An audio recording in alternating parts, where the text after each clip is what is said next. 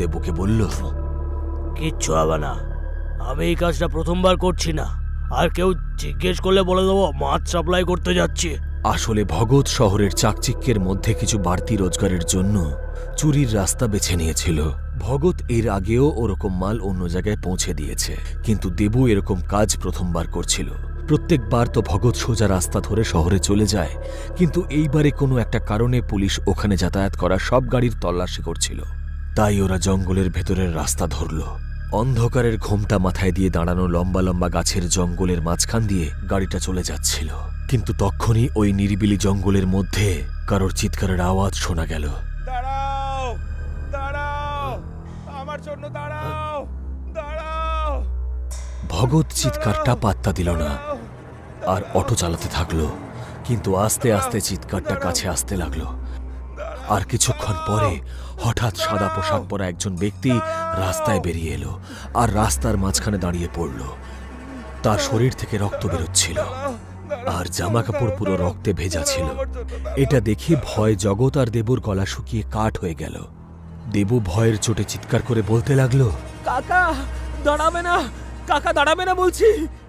আর ভগতও জানত যে এরকম নিরিবিলি জঙ্গলে অমানবিক অলৌকিক ঘটনা ঘটা খুব একটা অস্বাভাবিক নয়, তাই সে তার গাড়ির স্পিড কমালো না।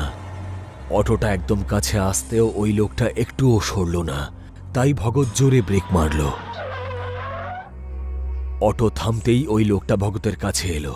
ধন্যবাদ, ধন্যবাদ দাদা, আমাকে দয়া করে সাহায্য করো, আমাকে শুধু রোড অব্দি একটু পৌঁছে দাও। কিন্তু ওর অবস্থা সন্দেহজনক লাগছিল, তাই ভগৎ ওকে বিশ্বাস করতে ভরসা পেল না আর আবার রিক্সা চালাতে শুরু করলো। কিন্তু তখন সেই লোকটি বলল, দাদা, দাদা, আমি কোনো ভূত বা অপরাধী নই। আমার নাম হলো রতন দাস বটব্যাল। শহরে আমি একটা দোকান চালাই। আমি সংসারী মানুষ দাদা, কিন্তু ভুল করে আজ তাড়াতাড়ি পৌঁছানোর জন্য শর্টকাটটা ধরেছিলাম, আর জঙ্গলের কুকুররা আমার এই অবস্থা করেছে। ওর এই কথা শুনে ভগৎ ওকে ভালো মতন দেখল আর তারপর ওকে সাথে নিয়ে যেতে রাজি হয়ে গেল।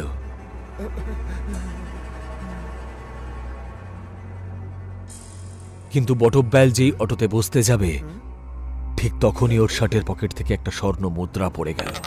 মুদ্রাটা পড়তেই বটব্যালের মুখের রং উড়ে গেল আর চট করে মুদ্রাটা তুলে নিল। এটা দেখে ভগৎ খুব রাগী গলায় জিজ্ঞেস করল, এটা কে? হ্যাঁ, কই কিছু না তো, ওটা এমনি। কাকা আমার তো মনে হচ্ছে ও এই মুদ্রার চক্করে কারোর খুন করে পালিয়েছে। দাঁড়াও, আমি এক্ষুনি পুলিশকে ফোন করছি। না না না, করো না, পুলিশকে ফোন করো না। তাহলে বল, এই সোনার মুদ্রা তুই কোথায় পেয়েছিস বল। কিন্তু বটব্যাল ওর কোনো উত্তর দিল না। তাই ভগৎ খুব রেগে গিয়ে ওকে নেমে যেতে বলল। কিন্তু যখন ও বুঝতে পারল যে ও আর লোকাতে পারবে না, তখন ও বলল, বেশ কিছুদিন আগে আমি একজন তান্ত্রিকের কাছে গিয়েছিলাম। সেই তান্ত্রিকই আমায় বলেছিলেন এই জঙ্গলে একটা জায়গা আছে, কালো অশ্বত্থ, যেখানে অনেকগুলো অশ্বত্থ গাছ আছে। ওখানে সোনায় ভর্তি একটা লাল বাক্স আছে। আমি ওখান থেকেই এই মুদ্রাটা পেয়েছি। তুমি চাইলে মুদ্রাটা নিয়ে নাও, কিন্তু আমাকে এখান থেকে নিয়ে চলো। বটব্যাল হাত জোড় করে বলল। কিন্তু এত সোনার কথা শুনে ভগতের চোখ চকচক করে উঠল। ওর মনে সোনা পাওয়ার লোভ জন্ম নিল। তাই তাহলে তুমি মাত্র একটা মুদ্রা নিলে কেন? বাক্স শুদ্ধ নিয়ে আসতে।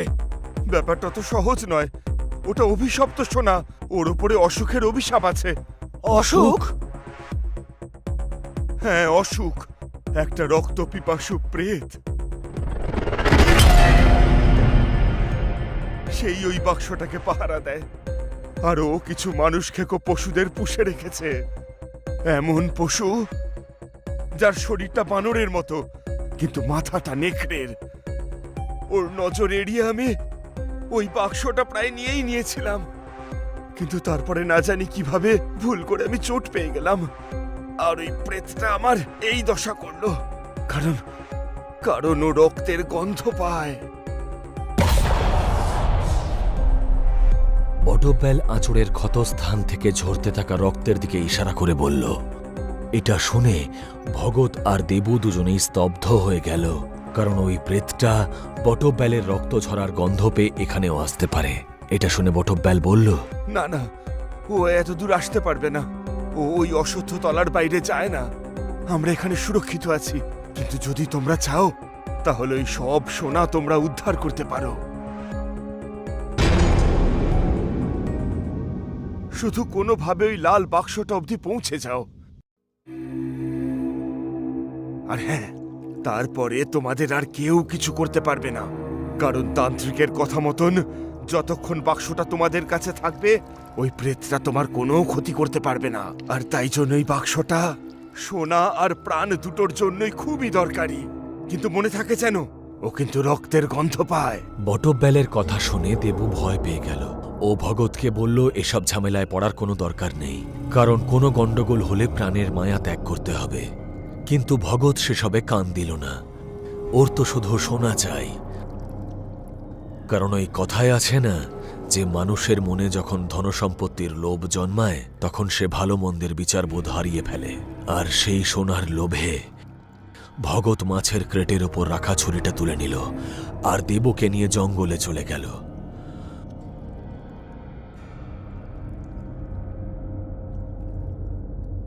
জঙ্গলের ভেতরটা আরো বেশি ভয়ঙ্কর আর অশুভ দেখতে লাগছিল, আর অবিরাম ঝিঁঝি পোকার আওয়াজ ওদের ভয় দেখানোর জন্য যথেষ্ট ছিল।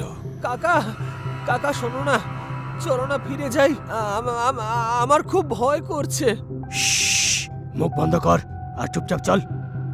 ভগতের কথা শুনে দেবু পেছন পেছন আসতে লাগলো।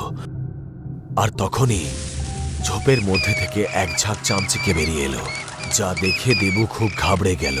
আর এসবের মধ্যে সে বুঝতেও পারল না যে কখন সে আহত হয়েছে। ওখান থেকে দুজনে কিছু দূর হেঁটে যেতেই আচমকা শুকনো পাতার আওয়াজ শুনতে পেল। পেছনে ঘুরে দেখতেই দুজনের নিঃশ্বাস বন্ধ হয়ে এলো,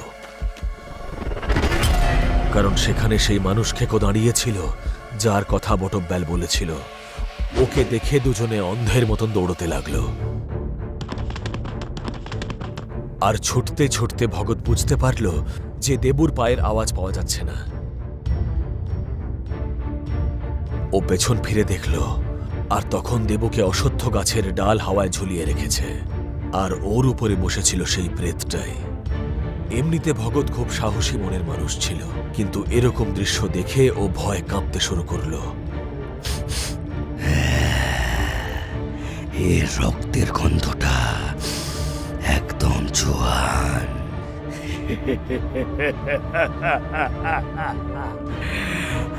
এটা বলে ওই প্রেতটা দেবুর হাত থেকে রক্ত চুষতে লাগলো। আর তখনই ভগত সুযোগ বুঝে নিজের কাছে থাকা ছুরি দিয়ে অশ্বত্থের ডালটা কেটে দিল।